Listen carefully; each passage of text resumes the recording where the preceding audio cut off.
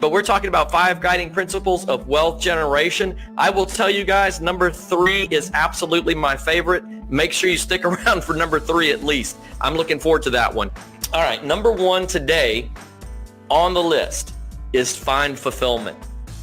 I spent a lot of time thinking about these. Each one of these points builds on the next, right? And I really struggled with this one and the next one, which one was first. And I really think, this is first. Find fulfillment. You guys, you cannot, somebody else cannot tell you what's going to make you happy. Somebody else can't make you happy, right? Only you can do that. You have to find that which fulfills you, that which excites you, right? Now, I will tell you personally that apart from God, there is no fulfillment. That's definitely my belief, right? But I'm talking more about service, not just spiritual on a spiritual level. I'm talking about how do we serve our fellow man, right? I will tell you also that I think serving our fellow man is part of how you will find fulfillment. And when you lose track of serving your fellow man, when it becomes about you is when you become unfulfilled. You look at somebody like Robin Williams, right? You can't get much more successful than this guy in life. Wanted to be a comedian? He was shy. He overcame being shy through his stage work and his activity. He said he was so frenetic on stage because he was so scared and so nervous. So he overcame it, became a successful comedian, then went on to become a successful actor. Then he went on to become a successful actor in dramas, which wasn't even his thing. And yet he hung himself because at the peak of his success, when he had reached all this stuff, all these goals, he still didn't have fulfillment. And I think maybe if you lose sight of serving your fellow man and what you're doing to uplift and benefit your fellow man, then you can't really ever experience fulfillment. And so that's number 1. You gotta start from a place of fulfillment. You have to find that which excites you, right? And then that's gonna lead into our number 2. Number 2, live your mission, right? I have actually crystallized a statement that is my life mission, right? And it's tied into everything I do, and it's why I do these videos, in fact, and I'll share that with you. My life mission is summed up in 3 words: find, share, inspire. And what that means is find the things that work. This is my life mission. Find the things that work, share the things that I find, and inspire action towards greatness. Not just any action, but action towards greatness. So, find, share, inspire. Welcome to my video, because that's exactly what I'm doing. It's my life mission. My life mission is to find things that work, right? I'm out there actively hunting for behaviors, business practices, wealth generation techniques, everything that I can find that works. And once I find it, I want to tear it apart, really understand it, so that I can share it with the people around me, the people I care about, all the people in my life, because they all, as David said, are all of equal value because their value was determined at the cross. I absolutely believe that with all my heart. And so I want to share what I find that works because I want to see humanity uplifted. I want to see humanity moving forward. And that's why, God and faith and spirituality for me is just another thing that I found that works, right? I can't do life apart from it because to me, life doesn't work apart from it. So I do it and I share it with people, right? Just the same as these videos, these principles that I find, I'm sharing them with you to hopefully to inspire you guys to take action on the things that I'm sharing.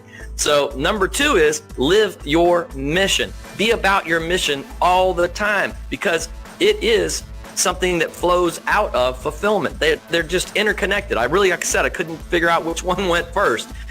If there was an order to them. You have to be fulfilled in what you're doing. And when you're fulfilled in what you're doing, you live it. You go at it 24/7. You're just all about it, right? And you have to integrate your family, your friends, all that sort of thing into it. This whole concept of work-life balance and all that sort of thing can get super tricky, right?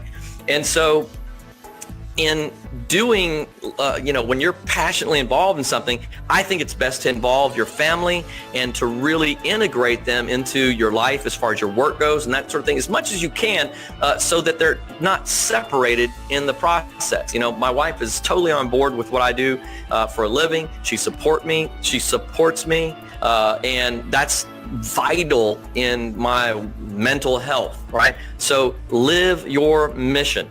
That leads to number 3. This is like my favorite, and this is probably going to be the longest one, so forgive me, but there was a lot of meat in this one, and that is change your story, feed your mind with greatness, and believe.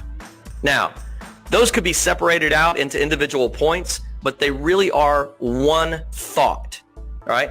What I mean by this here is in changing your story.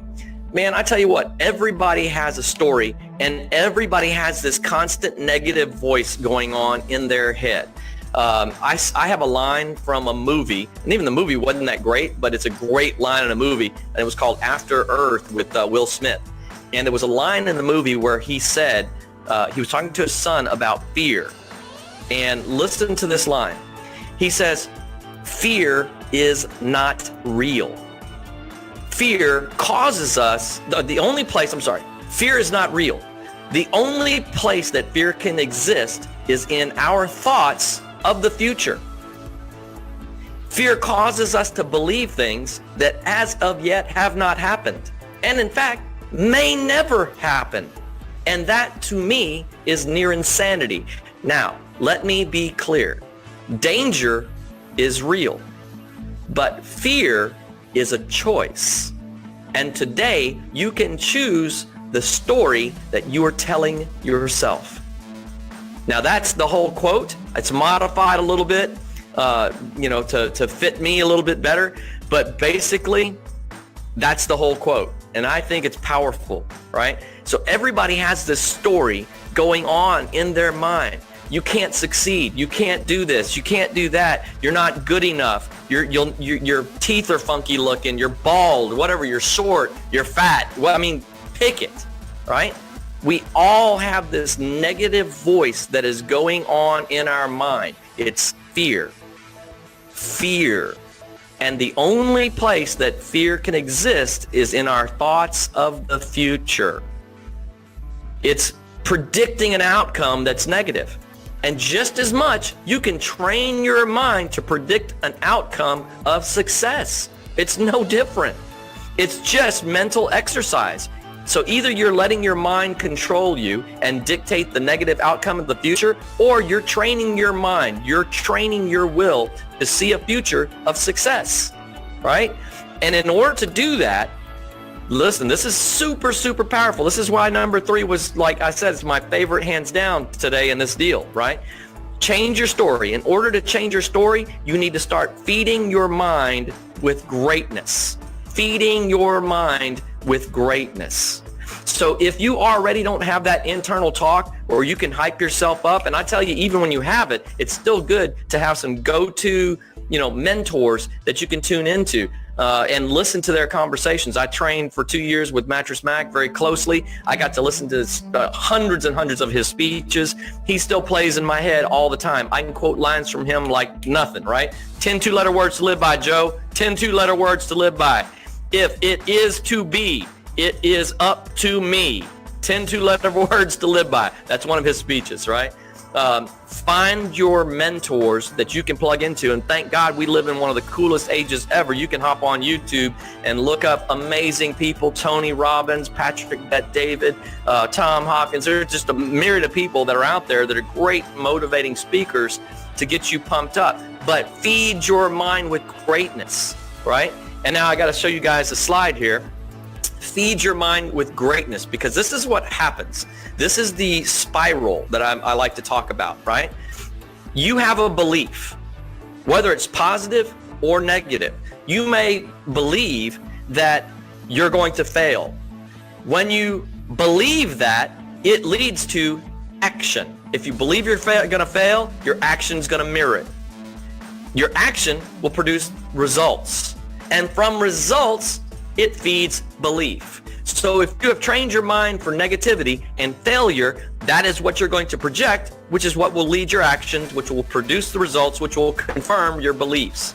So just the same, picture and see a future outcome where you succeed, where you kill it, where you're a rock star, where you've got it all going on, and that will lead your actions, which leads your results, which reaffirms your beliefs. Man, to me, that is stinking powerful, guys. I mean, like, I hope you can see that up on the screen. Can y'all see that up on the screen? Let me know if you can see that all right. I'm going to leave that up there for right now and attempt to go back to my other screen. Here we go, and dig in for number 4. All right, guys. Number 4. Now, this is, for some, a challenging one. Own your own business. All right. Not everybody was meant to be a business owner. Some people are meant to be entrepreneurs, right? It's back and forth. I'm not saying one is better than the other. However, when it comes to wealth generation, I firmly believe that one of the best things you will ever do in building substantial wealth is owning your own business. That's just what I see, all right? If you look at all the wealthiest people in history, they were all entrepreneurs, with rare exception. It's just too tough to be employed by somebody else and build substantial wealth, right? It's not saying you can't do it. A lot of times what happens in where people become very wealthy is that they've leveraged a job and income and everything else to be able to launch a job, to launch a business, that type of thing, a side thing until they get it going. But generally speaking, folks are entrepreneurs if you're going to be wealthy. That's a really simple one, guys. And so now you start off with the fulfillment, what drives you, what excites you, right? I tell my kids that being an entrepreneur simply means that I have found a problem that I couldn't stand solving. Couldn't stand not solving, sorry. I found a problem that I couldn't stand not solving. Why? Because I get fulfillment from that. I'm like, I gotta fix that. And if I fix it, I get fulfillment from it, right? Makes sense? Number 5, constantly add value. That's the critical closing step as an entrepreneur. You constantly have to look at your process of client fulfillment, how you're taking care of the client, how much product, how good the product is that you're delivering, how good the service is that you're delivering, whether you're really on point with it. Constantly measuring the overall performance of your business that you're working on, because without paying attention to that, your business can spiral out of control. Competitors can come in and take away your market share, et cetera, and your wealth is bye-bye. All right, so I wanted just to finish up and restate these all really quickly. I'm going to just tack this on to the other video on my YouTube channel. May turn this into just a short video on its own. So I appreciate you guys that have hopped in. What's going on? Thanks for hopping back on with me there. Anyway, let's see. Not sure if you're aware that. Yes, I am. Yeah, thank you. I talked to her Sunday and talked to Sherry today. But for the sake of the video here and making it smooth for everybody, I'm gonna have an edited version up on LinkedIn and up on YouTube as well. So visit my YouTube channel, youtube.com/Joe Orsak. Or you can go to joeorsak.com. I put the videos up over there. So anyway, thanks for tuning in with me, guys. Appreciate it. And we will see you again. What's today? Today's Wednesday. I'll see you again Friday. Bye.